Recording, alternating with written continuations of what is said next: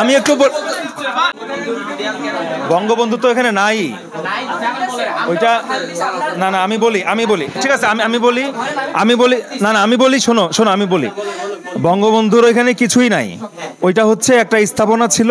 আমাদের কলেজের একাডেমিক মিটিংয়ে সিদ্ধান্ত হয়েছিল যে ওইখানে বাংলাদেশের অথবা লালমনিরহাটের একটা ম্যাপ আমরা ওখানে টানায় দেব।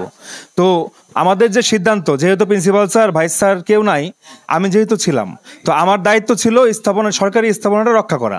আমি তোমাদেরকে একবারও বাধা দেইনি যে তোমরা ভাঙো না।